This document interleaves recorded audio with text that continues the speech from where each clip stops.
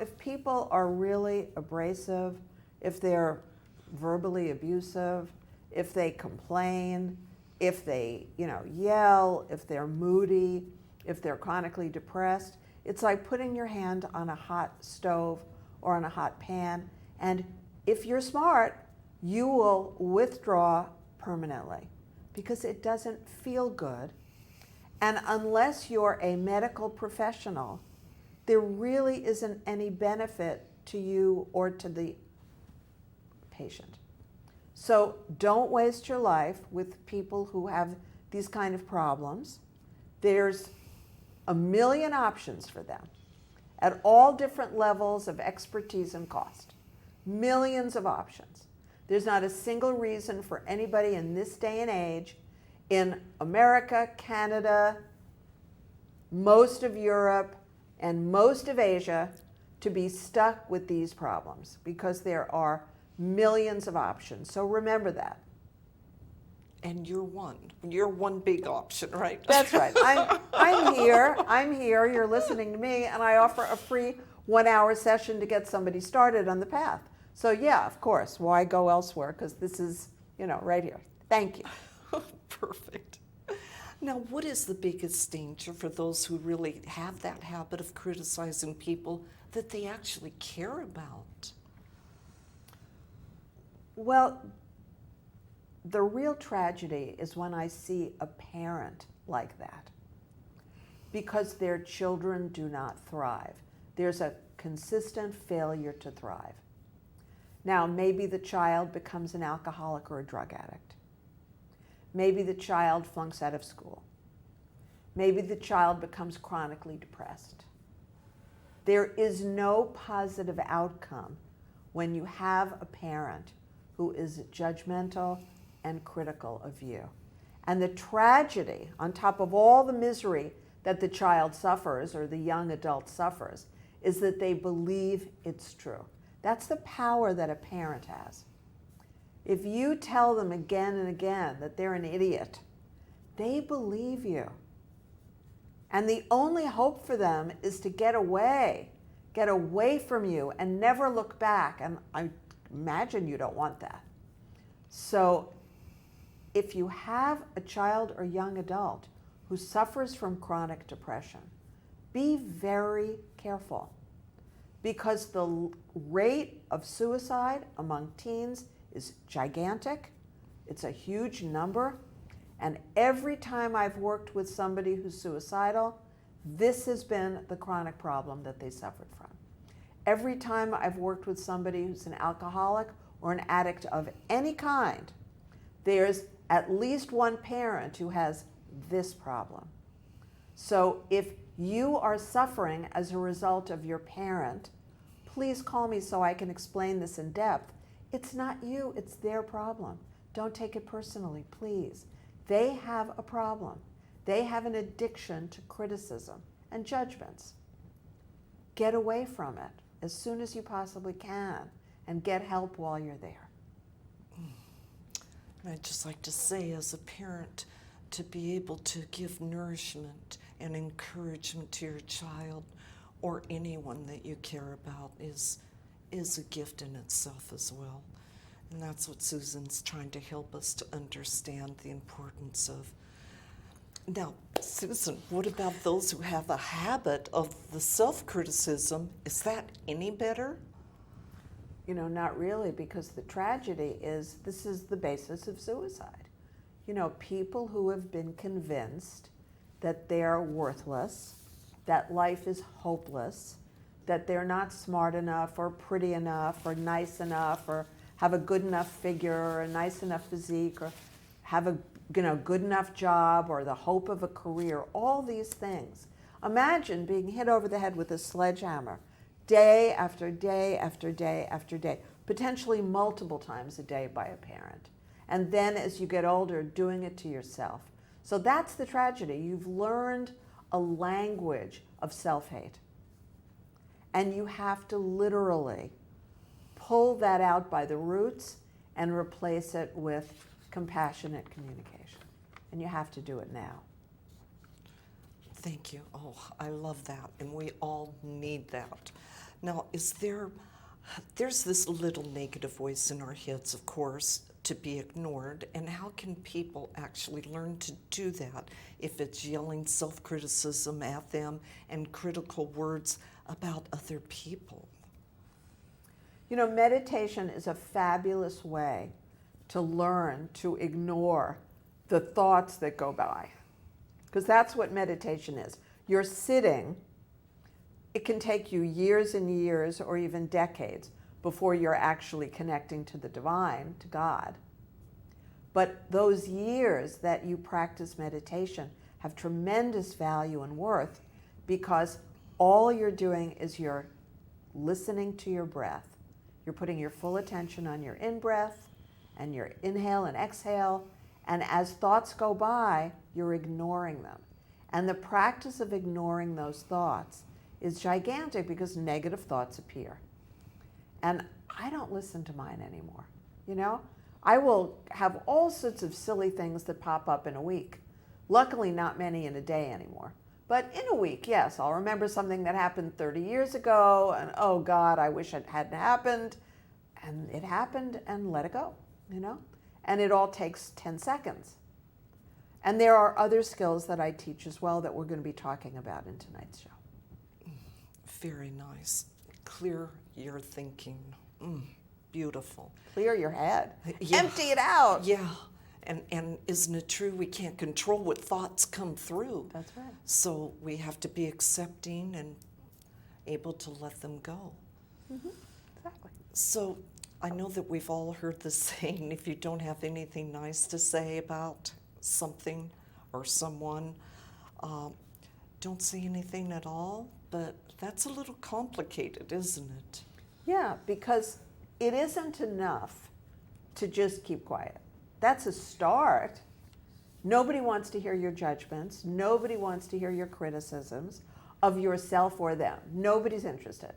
Trust me on that. More great men and women have dumped their partners because of the complaining and judging than any other reason at all. You'd think it was if your partner gains 40 pounds that you'd be, you know, out of there. That may be true, but long before that happens, they've left because of the judgments and the criticism. So the key is, yes, to be silent, yes, to ignore the little voice in your head, and to master some of these skills that I teach, whether it's self-empathy, where you bring yourself back to peace in a process, or the 4 questions of inquiry, where you drop the story and turn it into a much better feeling, truer story.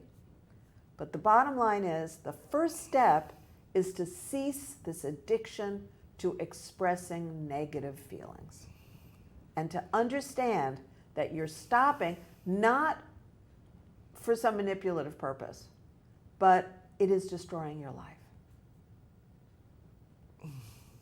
And your thinking, right? Oh my. Now, since it's so dangerous to judge, what are the steps to becoming more accepting, not only of ourselves, but others as well? Well, everything is based on needs.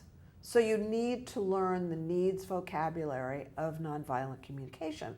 Send me an email, I'll send you the 3 sheets. It's 2 sheets on feelings, 1 sheet on needs. And once you understand that you have needs and everyone has needs, then instead of just complaining and blaming and shaming, you begin to have some language. You know, I feel annoyed because my need for timeliness wasn't met when you arrived 20 minutes late. And I'm hopeful that in the future, when we make a date to meet at a restaurant, you would be willing to be there within 5 minutes of the time we agree. Could you do that? And then if your friend looks squirrely and weird, then you know your friend can't do that. And then you either are willing to make another date with him or her, or you're not. But there's no blaming and complaining and shaming and criticism anymore, because now you're facing facts. The fact is that friend doesn't have a habit of getting places on time. That's just the way he or she is. Let him into your life, don't let him into your life, it's up to you.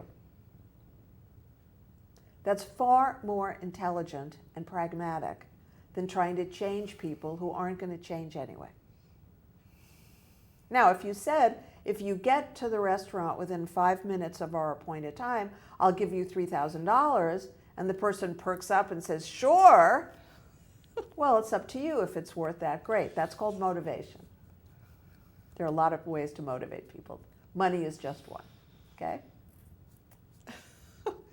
A quick story. I have a friend that was always late, and I learned that this friend was always late, no matter what. Okay, so in that lateness time, pocket of time, I would read a book or do some of my writings and just silence myself without going into any type of judgments, being accepting. I know this person's going to be 10, 20 minutes late, so I'm going to make the best of it. Perfect. Or you could just start getting there 15 minutes later than the appointed time. Yeah, too. there you go. Or there are a lot of people who are going to get there 30 minutes late to punish that person. You know, that's the other side of it. Because the truth is, we have choices. You have a lot of choices. But don't let anyone steal your joy. That's number one. That's it. And you are the mistress of that. You're the mistress of joy. Absolutely. Thank you. Now, I know, Susan, when you speak about rewiring the brain, how long can that take? Aha! It takes a lifetime. But you'll start seeing benefits after a couple of hours of training with me, I can tell you. Because I have clients that call me, and the first free session, they're just really devastated about something, and they really don't know how to control their thoughts. They don't know the 4 questions of inquiry and how to turn it around. And I have a client right now. She's had 3 sessions, and she's a whole different person, a totally different person. It's just amazing. And of course, when you turn it around so quickly, you start to get results in your life. You know, if you're in a relationship that's difficult, it's going to be much easier when you stop judging. Or if you want to be in a relationship and you don't have one, you're going to find that people are going to start coming out of the woodwork, wanting to know you and be around you, because your energy is different, much more clean, much more positive. Yes, we go towards that light. And so I have found that there is a lightheartedness possessed by people who are self-accepting. Could you explain why this is? Yeah, it's very simply brain chemistry. You know, when you have a lot of dopamine, when you have a lot of endorphins, you just feel light. And the beauty of this is you can take supplements. So if this is not how you feel when you wake up in the morning, you can take supplements and feel a whole lot better. And also, you know, green juice, vegetarian food, they allow you to be in a much lighter state. So much more emotionally light and joyous. You know, and you can see this in any ashram. You see a lot of people laughing compared to the way you see them outside in the real world. It's, you know, the vibrational state they're in, it's biochemical, and it is also that when you don't judge and criticize and allow that whole hideous opera where all the instruments are clashing and clanging in your head, then of course you're going to feel happy. I love to laugh, Susan. Now, what is the connection between acceptance and joy, whether it's about ourselves or others? When you feel that you cannot accept yourself, naturally you feel sad because your need for peace isn't met. You feel confused because your need for understanding of what you have to do to have a more successful life, that's not met. You're going to find yourself feeling very, very disappointed, frustrated, because your need for joy around your friends isn't going to be there because you're not going to have that many friends. You may feel furious because your need for appreciation from people doesn't exist, because with those behaviors you're not going to get much appreciation. So all of these needs aren't met when you have a habit of judging and criticizing other people. And I know people like this. You know, I've worked with people like this. And they don't know why they don't have friends. They don't know why they can't get people to spend time with them. And I tell them again and again what it is, that, you know, people want to be around those of us who are peaceful, who are joyous, and who can self-empathize and bring ourselves to peace no matter what. And this is something that's different in the way that I teach from nonviolent communication. Nonviolent communication is still very stuck on receiving empathy from some third party. And I am absolutely against that concept. I see it as dangerous, and I see it as just a big logistical pain in the neck. Because if you need a third party and you're having a problem with your wife, you know you're going to have a problem with your wife at 2 in the morning. And who's the third party you're going to call? And you know you're going to have a problem inside your own head with these judgments, whatever, at 4 or 5 in the morning. And who are you going to call? So to me, the only logical solution is to learn how to turn your brain around, create inner peace, and use this technique called self-empathy that's one of the best. Absolutely. Do your own inner work first. Now, the opposite is people who are so unhappy, and yet there are people who love them. Is it because misery loves company? It's part of it. I mean, there's someone you and I know, and such an unhappy person, oh my goodness, and so beloved. So over years, I was like scratching my head, what is this? So people feel better about themselves when they are judgmental of themselves, when they're around somebody who is so unhappy and lost. But healthy, happy people don't feel better in that environment. People like Gigi and I don't feel better in that environment. We can't wait to find the door and get out. But somebody who doesn't know who he is, doesn't know who she is going to feel somehow more than. And that more than is an improvement on what's going on inside their head. But it's a losing game, let me tell you. It's a losing game. Don't play it. Don't engage.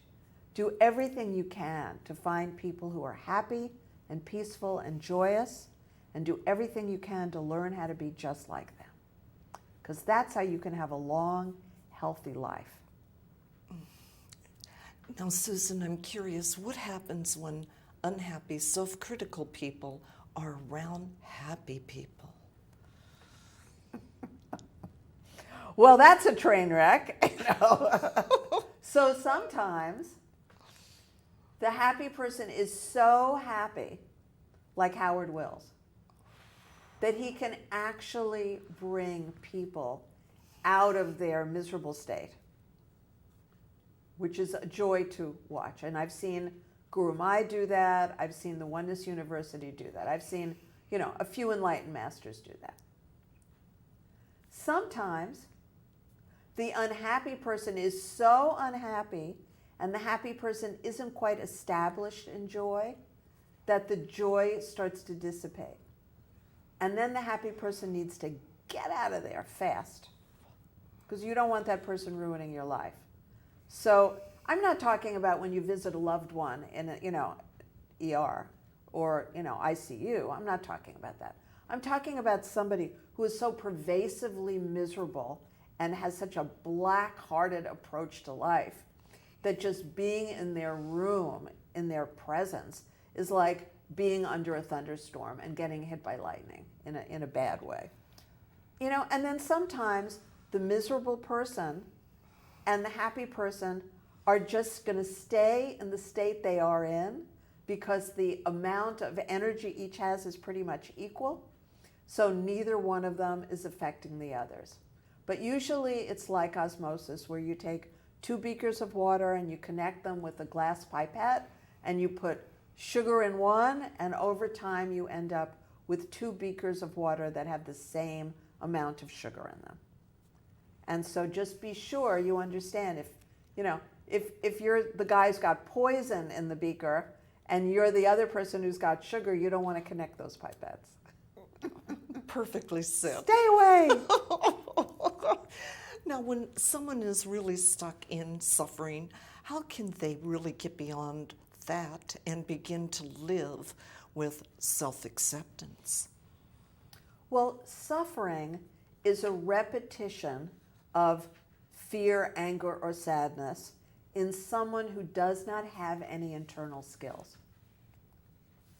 So if you don't have those skills to control your mind, if you don't have the ability to literally change the channel inside your brain, then you are destined to a life of pain, which then, because you don't know what to do about it, becomes suffering. So you've met people who had a difficult problem, and you said, oh, you know, I had a problem like that, and I'd love to tell you how I turned the corner on it. And they say to you, not yet. As if there's some benefit in them suffering longer. So that's a confusion. You know, there are a lot of people walking around who are deeply confused. The trick is not to be one of them. So if you have some sort of fear, anger, or sadness, some deep level of pain, call me and I will show you how to turn the corner on it. Because believe me, I spoke to a woman, I think it was today, and I know that her son died, and she is a happy, joyous person. I know another woman in LA whose son died, and in that case, I knew her son very well, and she is a happy, joyous person. She was able to create a story about it that allowed her to be peaceful and joyous, treasure the memory of her son, and not let it ruin her life. And I don't think there's anything more tragic than that experience that I've described, the loss of a child.